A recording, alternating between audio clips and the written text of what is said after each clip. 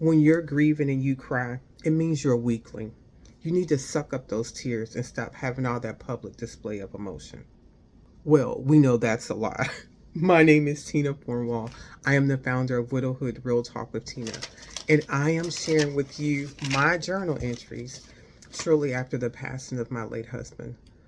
Sunday was just Mark's birthday, and it has been a tough week, and I'm on this journey with you. And if you go to my content, you'll see something about honoring Mark and his birthday. I invite you to listen to that video so you can see my real situation in the rawness of that pain. Because I want you to know, even though I may show up and sharing journal entries, I am still going through this with you.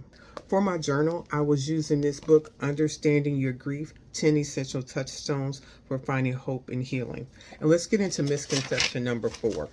It says, tears of grief are only a sign of weakness. Tears of grief are often associated with a person's inadequacies or weakness.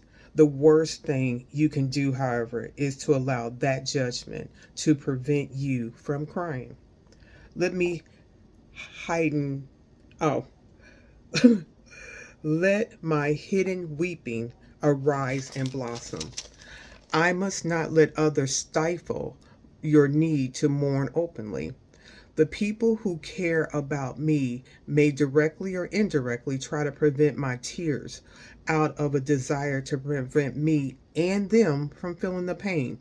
Yet, crying is nature's way of releasing the internal tension in our body. It allows us to communicate a need for comfort. Life is made up of sobs, sniffles, and smiles. Sniffles more.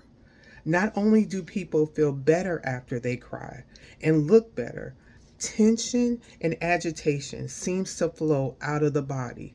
And I didn't even read this journal entry, but if you go back and look at the video from Mark's birthday on Sunday, I felt better after that. It was a little scary doing a live and crying and everything, but it was comforting to have the people that wanted to support me in doing that. Now I want to read what my response was to my journal prompt.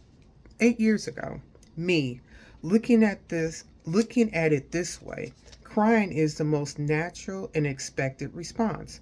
However, I have been taught to cry is being weak. I was in the Army for 21 years. Not to be tough it up, buttercup.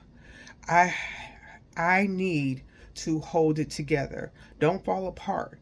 But I have found it's a lot of work trying to hold in emotions which want to be released. I am too tired of fighting.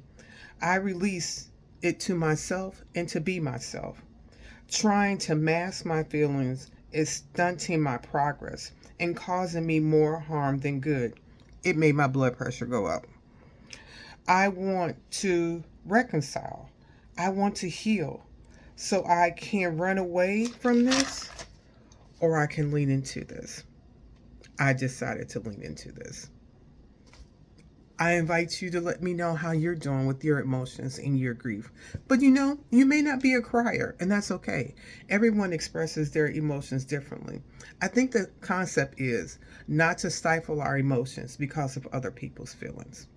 Thanks for being here with me. I'll see you next week.